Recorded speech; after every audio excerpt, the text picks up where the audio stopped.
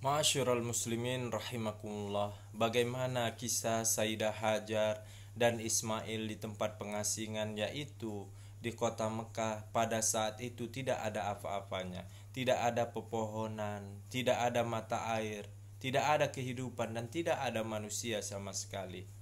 Ketika Ismail alaihissalam haus dan ia ingin air, seorang bayi bergerak-gerak tangannya, bergerak-gerak kakinya, menjerit oe oe oe.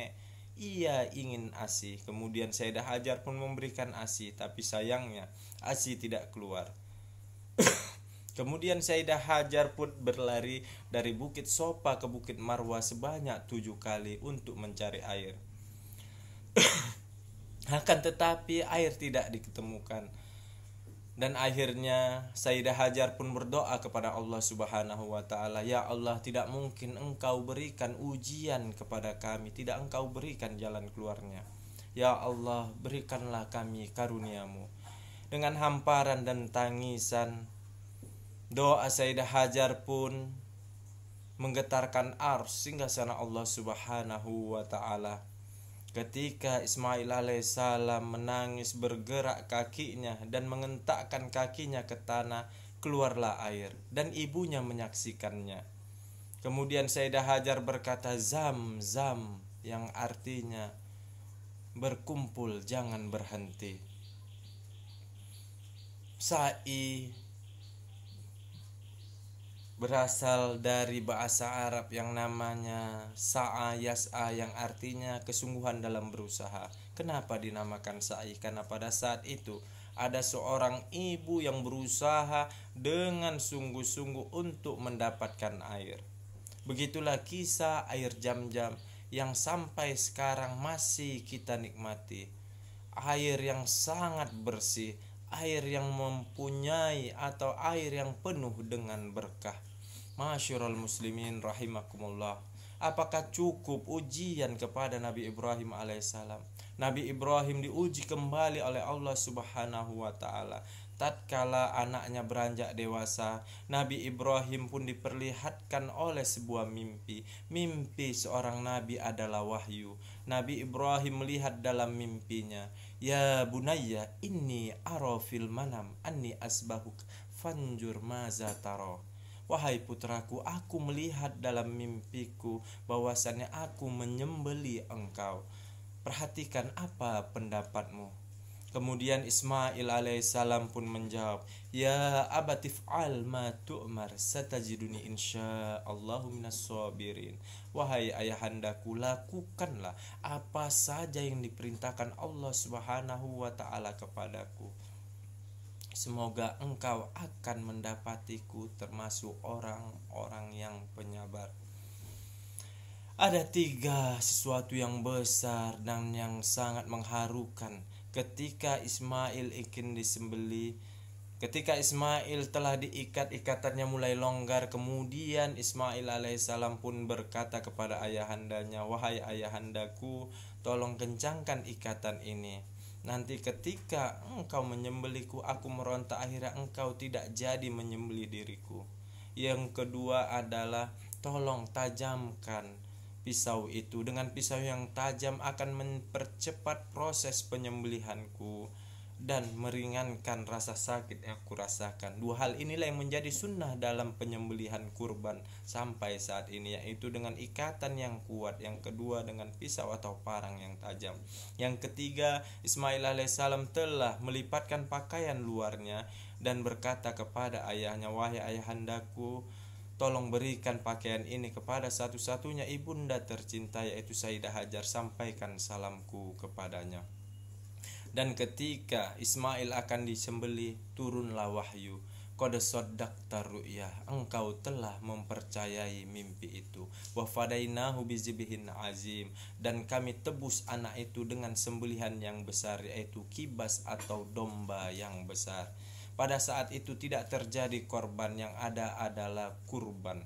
Kurban berasal dari bahasa Arab koruba yang artinya dekat, ditambah alif dan nun kurban artinya yang sangat dekat. Saking dekatnya mereka berdua, mimpi saja mereka mengamalkan. Allah Subhanahu wa ta'ala menguji loyalitas mereka, kecintaan mereka. Apakah mereka lebih cinta dengan hawa nafsunya? Apakah lebih cinta dengan dunianya? Pada saat ini Allah memerintahkan kepada kita untuk berkurban. Perintah kurban ini datangnya langsung dari Allah Subhanahu wa ta'ala, sebagaimana firman-Nya dalam surah Al-Kautsar ayat 2, "Fasholli li rabbika wanhar." Dirikanlah solat untuk Tuhanmu dan menyembelih atau berkurbanlah untuk Tuhanmu. Di ayat yang lain Allah berfirman, "Qul inna sholati wa nusuki wa mahyaya wa mamati lillahi rabbil alamin." Katakanlah, sesungguhnya solatku, ibadahku, hidupku dan matiku hanya untuk Allah, Tuhan pencipta alam semesta. Kita harus bertawakal kepada Allah Subhanahu wa ta'ala. Itulah yang lebih baik, karena kehidupan dunia hanyalah sementara. Bal tu'sirunal hayatad dunya wal akhiratu khairu wa abqa. Akan tetapi mereka lebih mengutamakan kehidupan dunia. Mereka lebih mengutamakan urusan dunia, padahal kehidupan akhirat lebih baik dan lebih kekal. Harta yang kita keluarkan di jalan Allah Subhanahu wa ta'ala itulah harta yang kekal dan abadi, akan menyelamatkan kita di alam akhirat nanti. Sedangkan harta yang kita bangga-banggakan itu semua akan sirna, akan hilang. Tidak ada satu harta pun yang akan kita bawa ke alam akhirat nanti. Ma'asyiral muslimin, jamaah Idul Adha rahimakumullah. Ada beberapa hikmah dan manfaat dalam berkurban. Yang pertama adalah mensucikan rezeki. Yang kedua, pengampunan dosa. Yang ketiga, meneladani dan mencintai keluarga Nabi Ibrahim alaihissalam. Yang keempat adalah syiar agama Islam.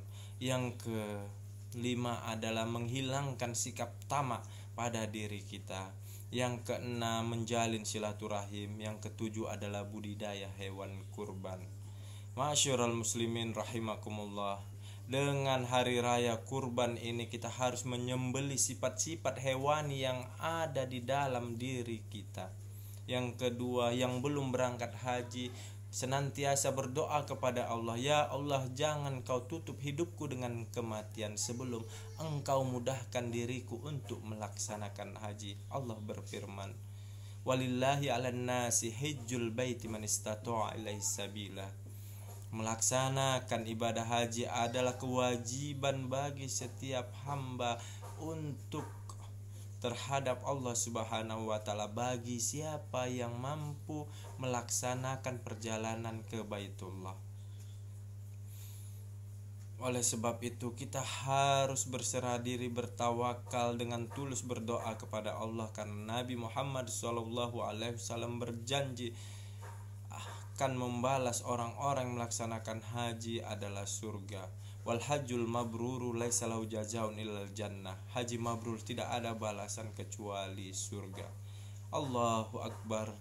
Allahu akbar. Allahu akbar. Walillahil hamd. Ma'asyiral muslimin, hadirin sidang jamaah Idul Adha yang dimuliakan Allah Subhanahu wa ta'ala. Dan kita harus berniat, Idul Adha atau Hari Raya Haji tahun ini harus lebih baik daripada Idul Adha tahun-tahun kemarin. Dengan bertambahnya kedekatan kita kepada Allah Subhanahu wa ta'ala dengan cara melaksanakan seluruh perintahnya dan menjauhi larangannya. Dunia bukan tempat tinggal tetapi tempat meninggal. Dunia bukan tempat tinggal tetapi tempat yang akan ditinggalkan. Sekarang kita di atas tanah, lain waktu tanah di atas kita. Sekarang dunia nyata, akhirat cerita. Lain waktu akhirat nyata, dunia tinggal cerita. Jika ingin bertaubat dari sekarang, jangan tunggu nanti keburu mati. Jangan tunggu kapan-kapan, nanti keburu dikapani. Mati itu pasti. Tidak ada yang pasti di dunia ini kecuali kematian. Allah sudah tetapkan kedatangannya, tetapi Allah rahasiakan waktu dan tempatnya. Maka dari itu perbanyaklah zikrul maut, mengingat kematian, agar kita beramal soleh. Semoga kita mati dalam keadaan husnul khotimah. Demikianlah khutbah singkat ini, semoga dapat bermanfaat bagi kita semua. Barakallahu li wa lakum fil Qur'anil azim wa nafa'ani wa iyyakum bima fihi minal ayati wa zikril hakim wa taqabbala minni wa minkum tilawat innahu wal ghafurur rahim. Allahu Akbar, Allahu Akbar, Allahu Akbar, Allahu Akbar, Allahu Akbar, Allahu Akbar, Allahu Akbar, Allahu Akbar kabira, walhamdulillahi katsira, wa subhanallahi bukratan wa asila, la ilaha illallah wahdahu la syarika lah, lahul mulku wa lahul hamdu yuhyi wa yumitu wa huwa ala kulli syai'in qadir. Alhamdulillah, alhamdulillahi rabbil alamin, wa bihi nasta'in ala umurid dunya waddin, wassalatu wassalamu ala asyrafil anbiya'i wal mursalin wa ala alihi wa sahbihi ajmain. Ma'asyiral muslimin, jamaah Idul Adha rahimakumullah. Qala Allah ta'ala fil Qur'anil Karim, innallaha wa malaikatahu yusholluna 'alan nabiy ya ayyuhalladzina amanu shallu 'alaihi wa sallimu taslima. Allahumma sholli ala Muhammad wa ala ali Muhammad kama shallaita ala Ibrahim wa ala ali Ibrahim fil alamin innaka Hamidum Majid. Allahumma ighfir lil muslimina wal muslimat wal mu'minina wal mu'minat al ahya'i minhum wal amwat bi rahmatika ya arhamar rahimin. Allahumma ja'al Indonesia aminatan mutmainnah wa jami'a biladil muslimin. Allahumma ja'al jam'ana hadza jam'an marhuma wa tafarruqana min ba'dihi tafarruqan ma'suma. Allahumma daf'anna al-ghala wal bala wal waba wal fahsya wal munkar was suyuf al mukhtalifat wasyada'id wal mihan ma zuhara minha wa ma batan min baladina hadza khassah min buldanil muslimina amma. Allahumma sahil umurana wa sahil umura walidaina wa sahil umura masjidina hadza nurul hidayah ma damatis samawati wal ardu innaka ala kulli syai'in qadir. Rabbana atina fid dunya hasanah wa fil akhirati hasanah wa qina azabannar walhamdulillahi rabbil alamin. Ibadallah, innallaha ya'muru bil adli wal ihsan wa ita'i dzil qurba wa yanha 'anil fahsya'i wal munkar wal baghi ya'izukum la'allakum tadhakkarun. Fazkurullahal azim yazkurkum washkuru 'ala ni'amihi yazidkum. Wallahu ya'rifu ma yasnaun. Taqabbalallahu minna wa minkum taqabbal ya karim. Wassalamu alaikum warahmatullahi wabarakatuh.